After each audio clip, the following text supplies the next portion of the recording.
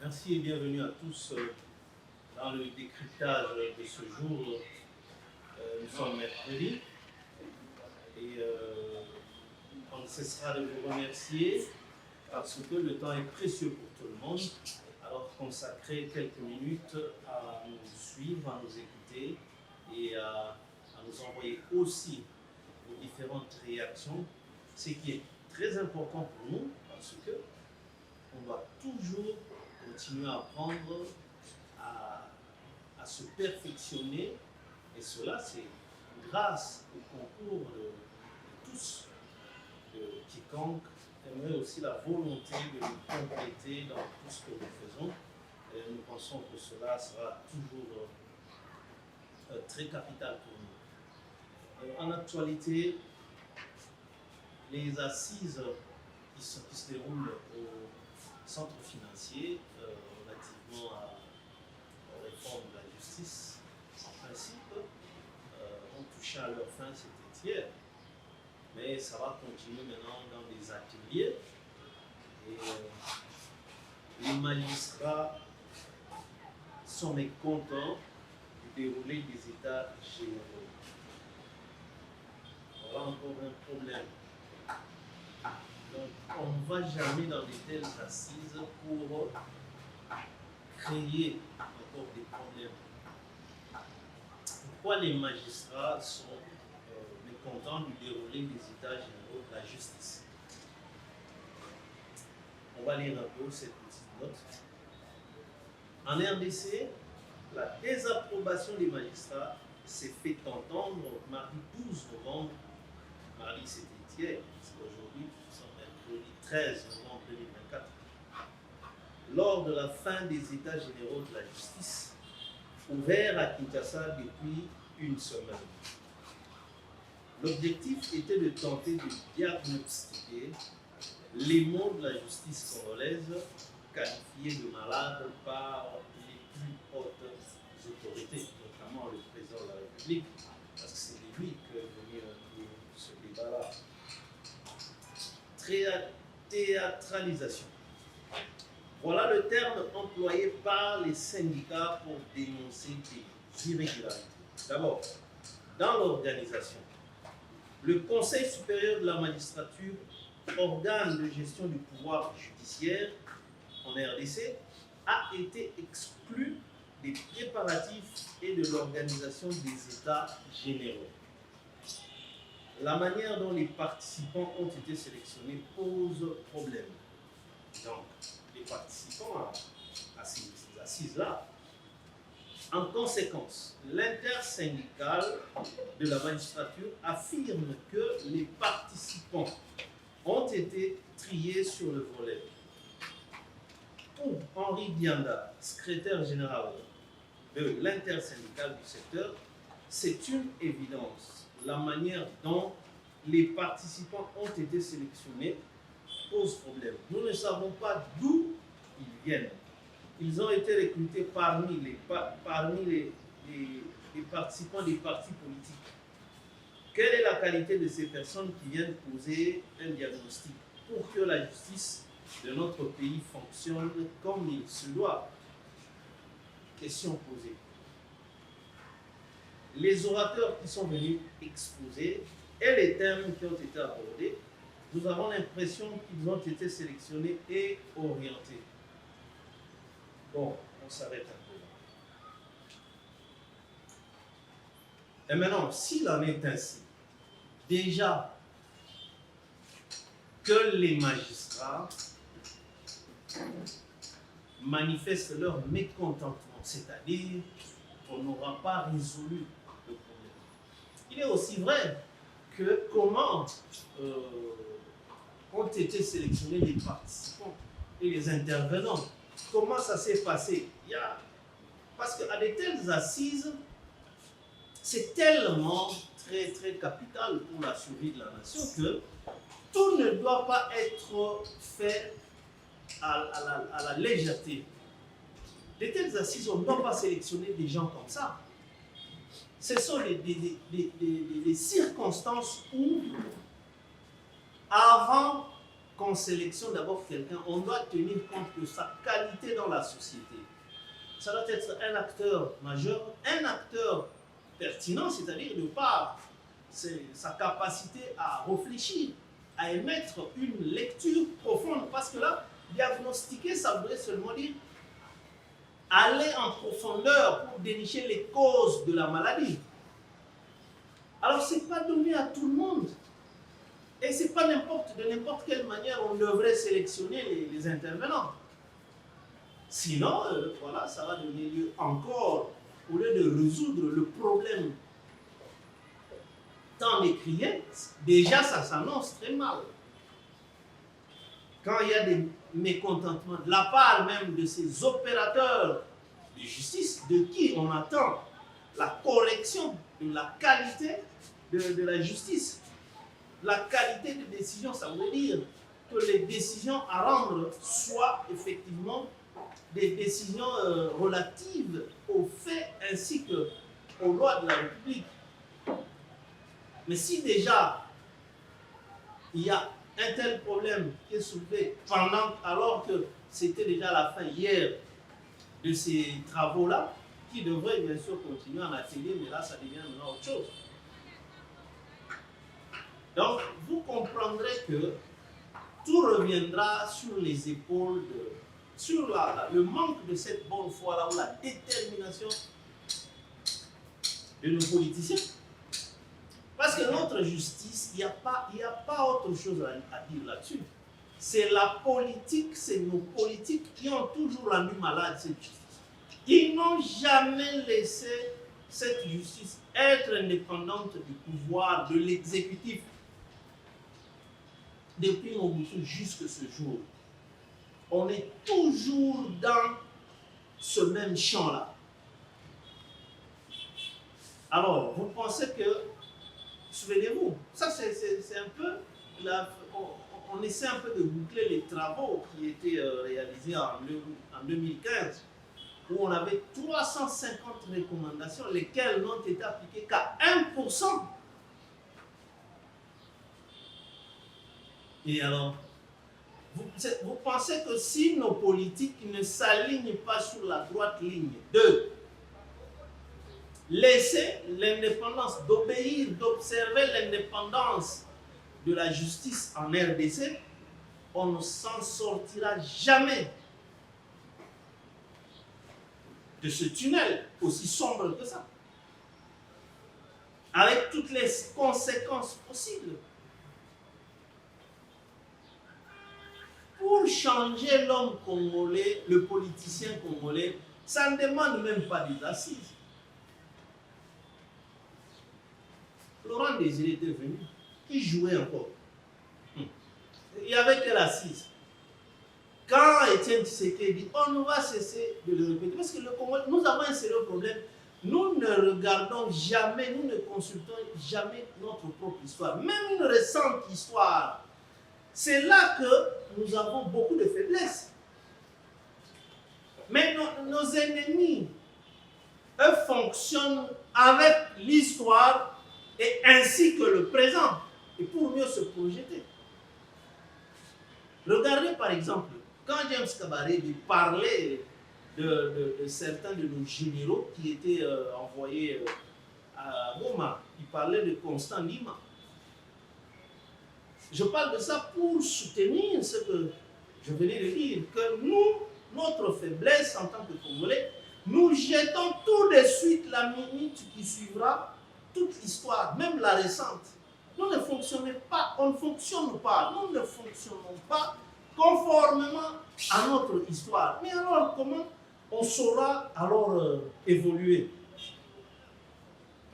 James Kabarebe qui dit, quand on nomme Constant Lima gouverneur militaire, et tout de suite, dans leur fichier, ils se rappellent que c'était un aide du camp du général Mayeli. Donc, le général Constant Lima est parmi les officiers supérieurs des phases qui les avaient mis en mal, qui avaient mis en mal le Rwanda. Parce qu'à l'époque de Mobutu, le Rwanda ne faisait pas face à la RDC, le Zaïre d'abord. Abiyarimana, c'était le protégé du maréchal Mobutu. Quand les Kagame qui étaient encore dans leur maquis, avec leurs troupes, quand ils attaquaient Abiyarimana, mais le secours d'Abiyarimana venait de Mobutu qui envoyait le général Mayel et ses hommes de troupes. Et on repoussait tout ce monde-là, jusqu'à tuer même celui qui était à la tête de ces troupes-là. Ce qui avait fait qu'à sa mort, c'est comme ça que Kagame avait pris maintenant la direction de leur mouvement militaire. Alors James Kabarebe, ils suivent de très près, eux les Rwandais, toutes les nominations de Kinshasa ici. Ils savent faire les fiches par rapport à l'histoire ou le comportement de chaque officiel ici, de chaque acteur public. Écoutez un peu ces choses. Kabarebe qui dit, les gens que Tshisekedi a nommés là, non. Il les a envoyés à Goma. Pourquoi? Ces gens-là n'ont jamais aimé le Rwanda. Et il y a eu toute une machine qui a orchestré l'histoire jusqu'à faire rappeler le général Constant Ndima. Or, le problème n'était pas cela. Le problème, c'était le Rwanda qui ne voulait pas de tout cela que eux qualifiaient que ces gens-là sont très dangereux par rapport au Rwanda. C'était en mémoire de tous les événements de l'époque du général Mayel et de l'époque du maréchal Mobutu. C'est comme ça que James Kabarebe s'était engagé. Ils ont tiré des ficelles. Ils ont manipulé, instrumentalisé les Congolais en interne pour arriver à convaincre, à faire Bobé Kinshasa que ce sont des gens qui sont contre la RDC. Et pourtant, eux ne travaillaient pas pour l'ennemi. Mais c'était l'ennemi qui n'en voulait pas au regard de l'histoire entre les deux armées.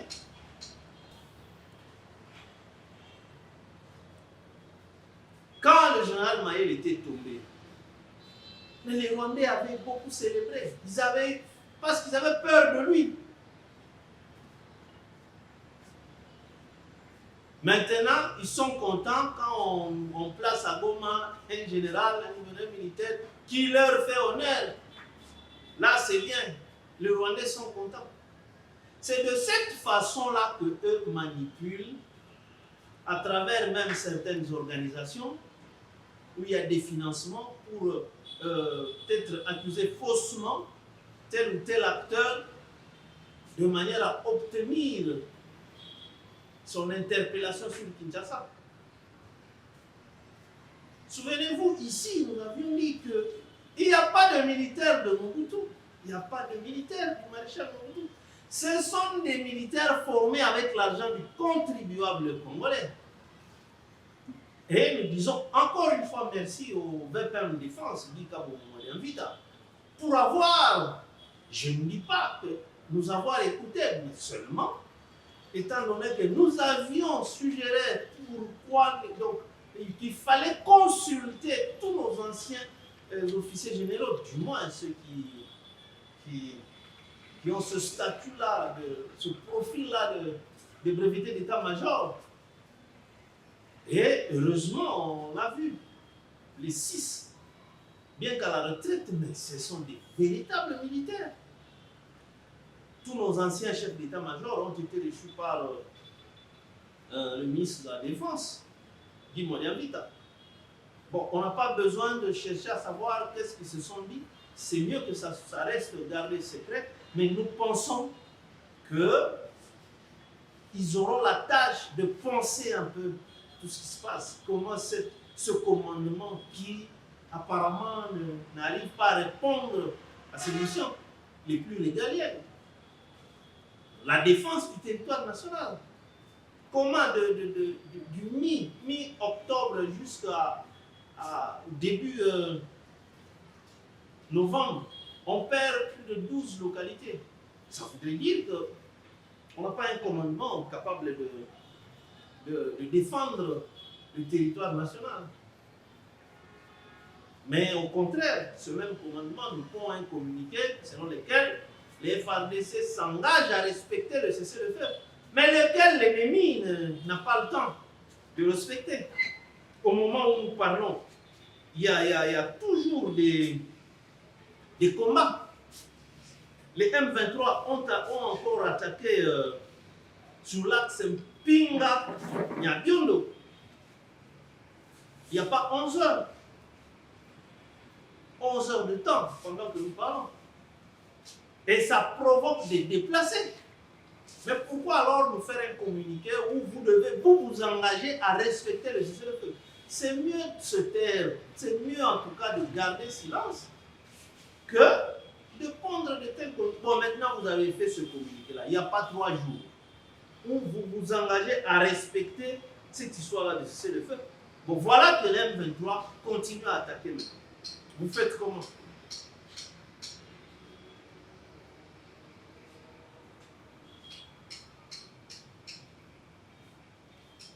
Donc, on doit en tout cas faire la part des choses. Pourquoi nous ne visitons jamais notre propre histoire? C'est seulement Lumumba avait dit, l'histoire de ce pays sera écrite par les propres fils de ce pays. On va écrire pour en faire quoi? On ne réfléchit pas l'histoire. Mais regardez comment les Rwandais fonctionnent. Ces ennemis-là fonctionnent comment? Dès qu'on nomme quelqu'un ici, il commence à chercher dans le passé qu'est-ce qu'il était dans leur relation avec le Rwanda. Et non, ce général-là, c'était le bloc de Mayele. Ce sont eux qui ont fait ça, qui nous ont malmenés. Ce sont eux qui défendaient Abiyarimana. Ils sont contre nous, les Rwandais. Mais alors, c'est comme ça que les gens doivent fonctionner. C'est comme ça qu'une nation doit fonctionner dans des matières sensibles. Mais nous, c'est vraiment, on est comme si nous sommes formatés par nous-mêmes.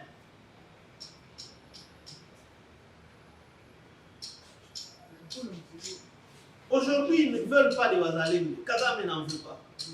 Et vous trouvez les FARDC en train de poser des problèmes sérieux contre les Ouazalendo. Mais c'est-à-dire quoi? Donc c'est comme si nous-mêmes nous faisons aussi, nous appuyons les caprices de l'ennemi.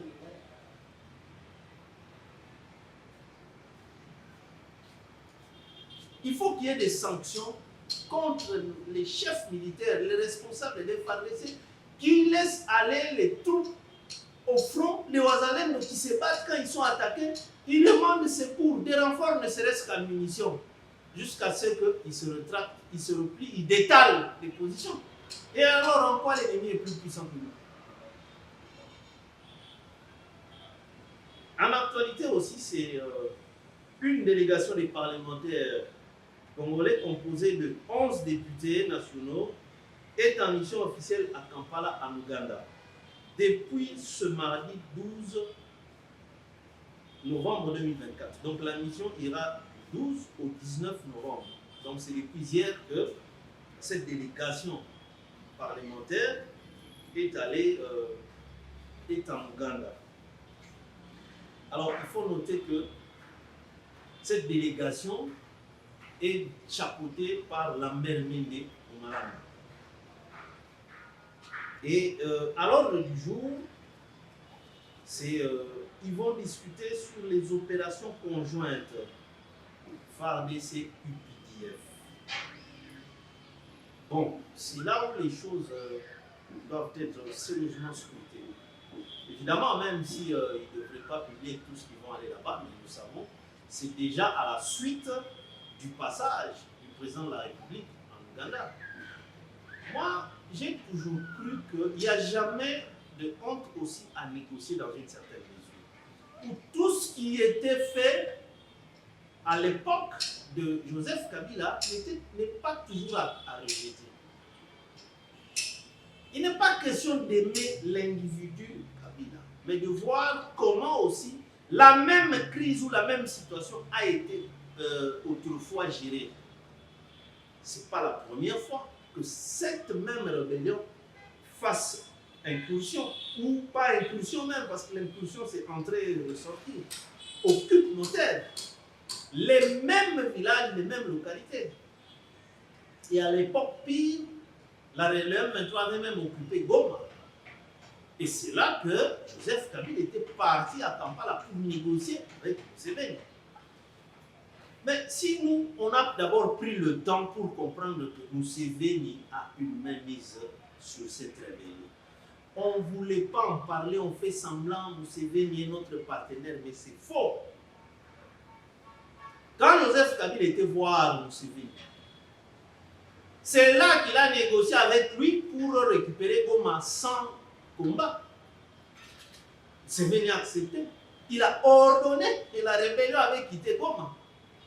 La bataille a repris quand les FARDC ont récupéré maintenant Goma, ils se sont réinstallés là-bas. Et pour maintenant récupérer les autres localités, Runyoni, Calais, ainsi de suite, c'est là qu'on a vu les exploits du général Jean-François Olenga.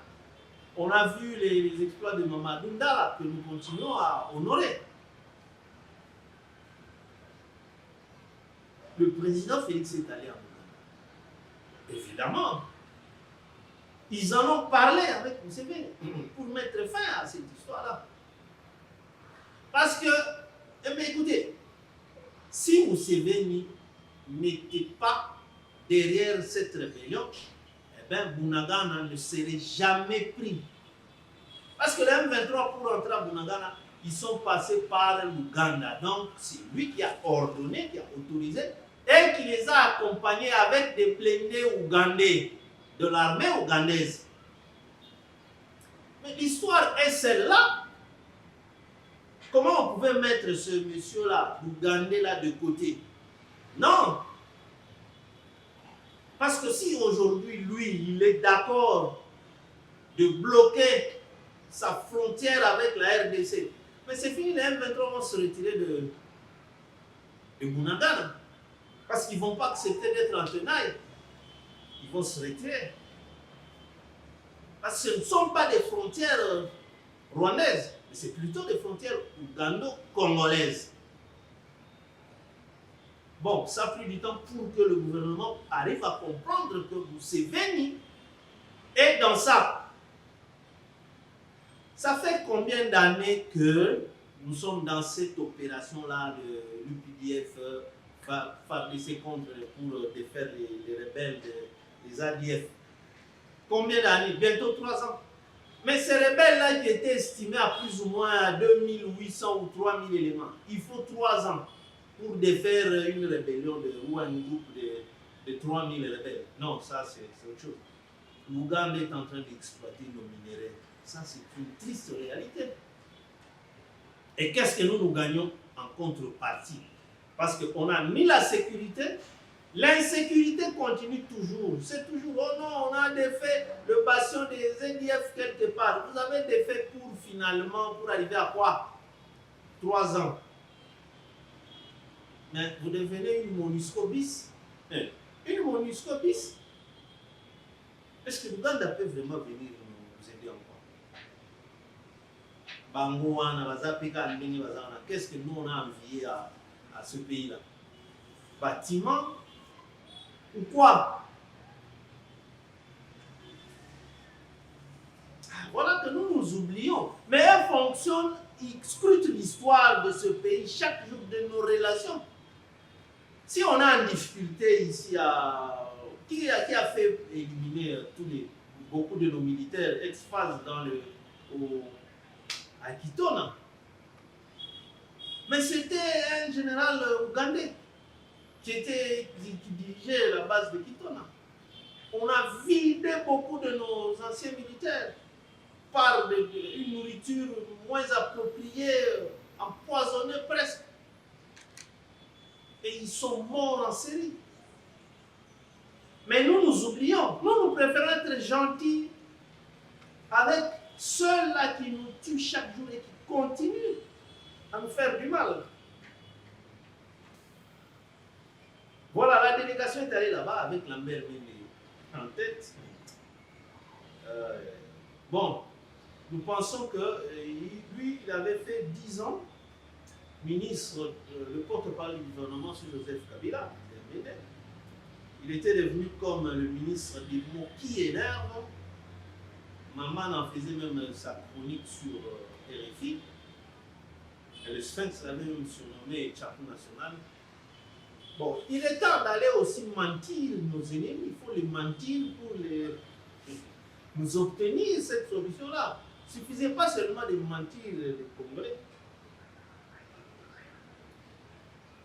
Donc nous pensons que le Parlement joue aussi son rôle, comme le président de la République en a donné déjà le go,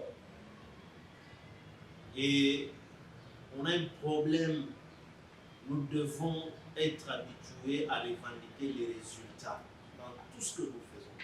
Parce qu'il s'agit des vies des milliers, des millions de citoyens congolais. Beaucoup de Congolais sont à l'étranger pendant plusieurs années. Mais qu'est-ce qu'ils ont gagné? Qu'est-ce qu'ils ont eu là-bas de spécial? La preuve. Combien de ceux-là qui sont allés dans la diaspora plus de 30 ans, combien ont ici à Kinshasa ou en RDC ont juste construit une maison, même équivalent à 30 000 $ ou à 20 000 $. C'est Sifouri. Ils n'ont rien. C'est pour dire qu'on peut gagner la vie partout.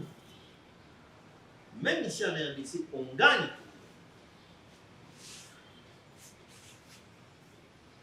Mais c'est question que l'État congolais puisse mettre en place des bonnes structures. Coincer le citoyen, l'homme congolais. Regardez, on a beau crier, le gouvernement est incapable en tout et pour tout, ne maîtrise pas la structure des prix. Le carburant ne faisait qu'augmenter et on justifiait cela. On justifiait la variabilité, la hausse du prix de transport en commun sur la ligne de Kinshasa par le fait que le carburant coûtait cher. Mais le carburant a baissé. Le prix du carburant a baissé. Et qu'est-ce qui se passe? Le prix baisse, le prix du carburant baisse, mais le transport, il n'a pas de... Est-ce qu'on peut s'expliquer ça? On peut s'expliquer ça, cette situation. Congolais, qui n'est pas en harmonie avec son propre pays. Et comme nous ne sommes pas capables de nous prendre en charge, comme le disait Kadhafi et Laurent Désiré, hier j'étais sur Victoire, pour prendre le transport Victoire-Upen, ils en ont 1500. Victoire, boulevard, gare centrale, 1000 francs. Mais hier, le chauffeur et leur receveur, ils ont doublé. Les citoyens congolais ne font que bourdonner, mais ils acceptent de payer, ils montent, ils commencent à insulter Fachi, insulter l'État congolais. Est-ce que ça peut s'expliquer? Deux personnes, chauffeur et son receveur, ils s'imposent, alors que le carburant a baissé. Le prix a diminué. Ils s'imposent.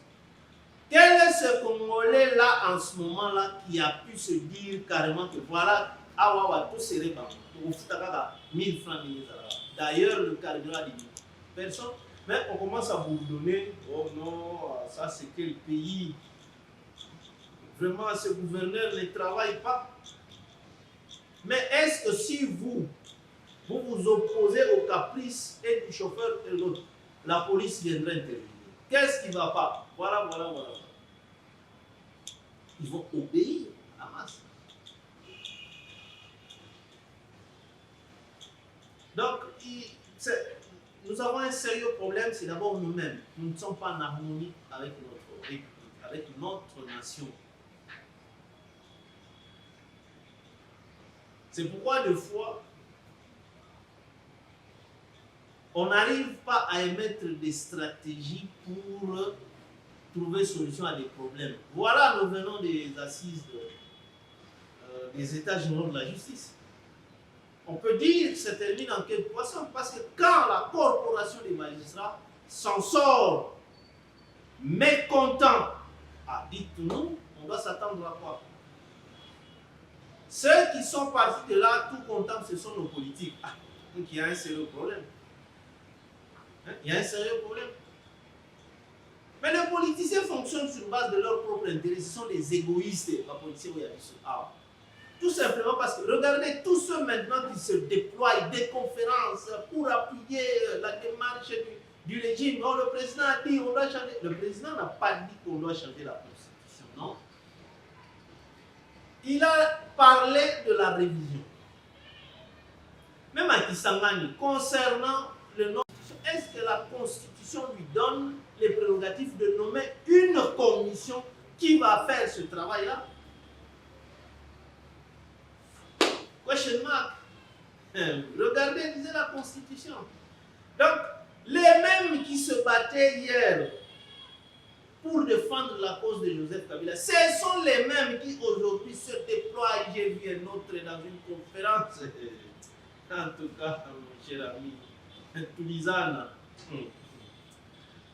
Hier, toujours toi là. Si vous voulez la vie ou la, vous voulez la vie ou la mort, si vous voulez la vie, laissez Kabila continuer. Vous, toi là, je t'ai vu en conférence avec Nkochi, Kazaka, cravate en train de parloter. Je suis politologue, je suis allé laisser tomber vos histoires avec politologue. Demain, vous allez encore témoigner contre Fatih. On l'a vu avec Satom. C'est lui qui avait déifié Mobutu. Abimselection Mobutu Namapata. Avant chaque journal du soir, à la RTNC, Mobutu venait de Mapata. Mais c'est le même Sakombi qui a été, après Mobutu, témoigné contre Mobutu. Comment il a vu Mobutu boire un verre de sang humain pour renforcer son pouvoir. Attachez-vous à la nation, s'il vous plaît. Travaillez pour la nation.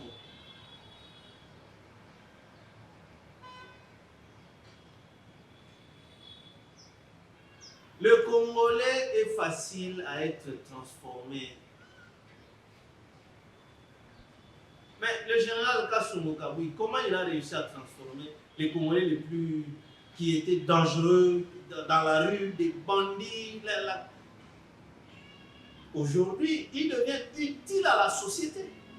Parce que nous voulons toujours être importants au lieu d'être utile à la société. Important, c'est-à-dire, oh, sans moi, si moi je ne suis pas là, rien ne va se faire. Non, mais laissez tomber, vous mentez. Soyons utiles à la société que d'être important.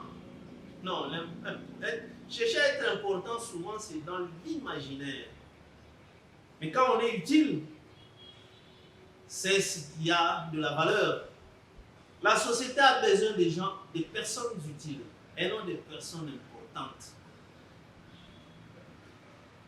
Là, on va tomber dans les VIP qui sont là que pour consommer du champagne. Mais ils rendent quel service? On les appelle aussi des personnes importantes. Mais à rendre service, ni n'amour. Et l'autre, zéro.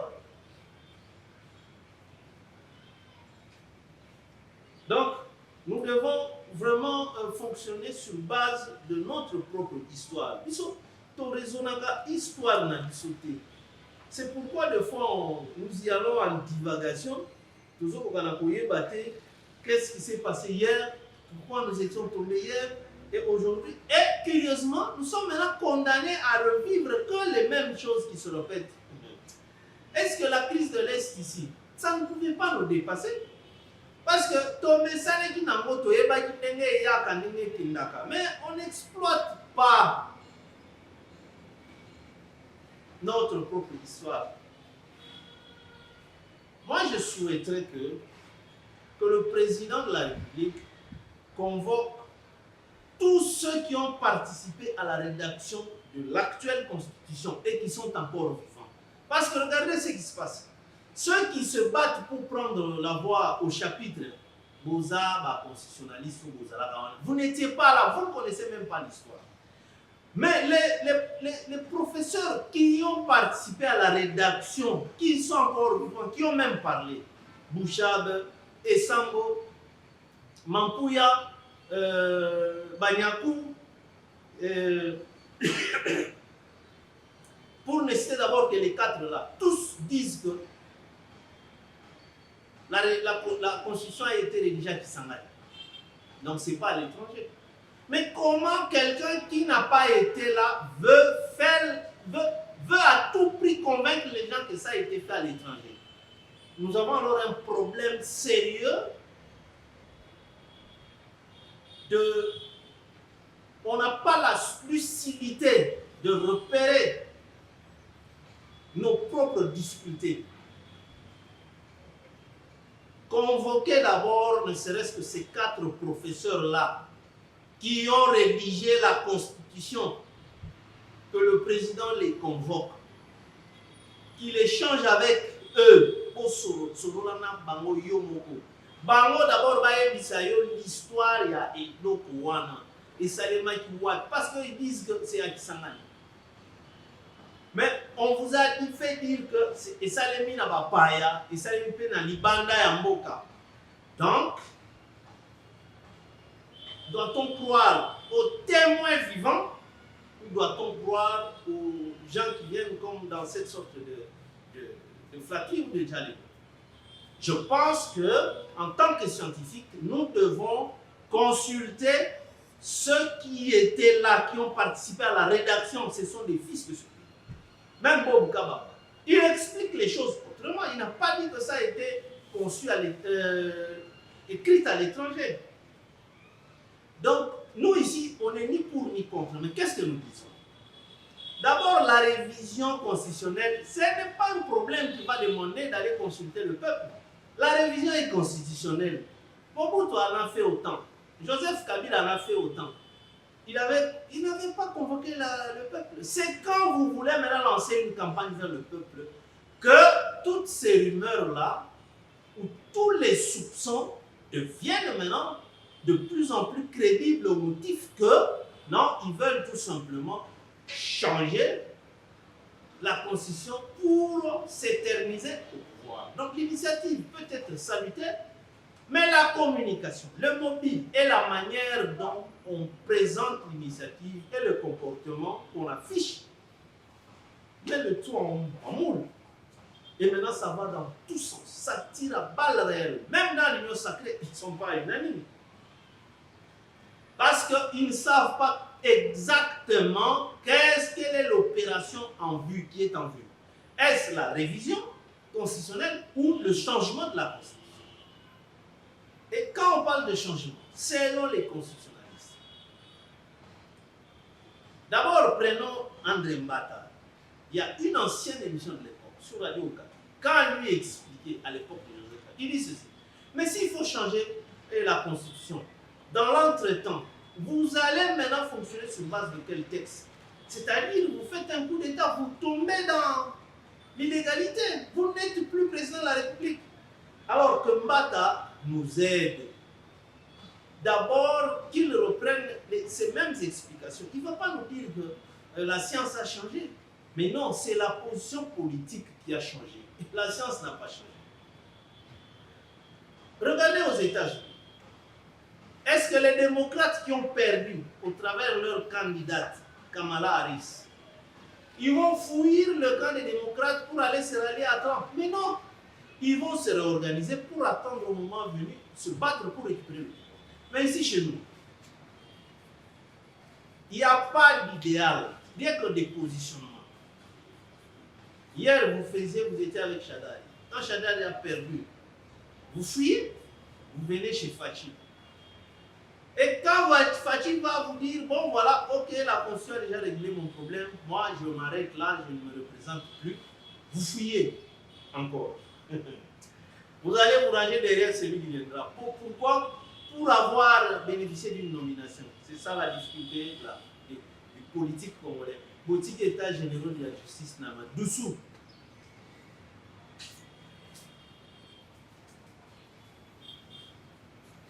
Soyons en harmonie avec notre peuple. Nous souhaitons que la mère Mende, qui dirige la délégation parlementaire qui est partie en Uganda, puisse nous ramener des résultats. Il faut convaincre Museveni, convaincre le Parlement de l'Ouganda de stopper leur soutien au M23 et de fermer leurs frontières aux militaires rwandais qui entrent par là pour Bunagana. C'est tout de suite on récupère notre cité de Bunagana. Ça va nous prendre combien de temps? S'ils peuvent fermer la frontière, tous vont se retirer d'eux-mêmes. Voilà, ça n'est fini pour aujourd'hui. Et merci à vous d'avoir été là. Merci à Serge Moura qui me tient toujours compagnie. Moi, c'est Henri Chimbalanga. Quelqu'un m'a dit, mais on ne maîtrise pas votre nom, vous ne vous présentez jamais. Bon, voilà, je l'ai fait, on en aura l'habitude. Soyez toujours avec nous, abonnez-vous, continuez à partager, à nous faire arriver vos remarques. Merci beaucoup, que Dieu bénisse la RDC. On se retrouve au prochain numéro.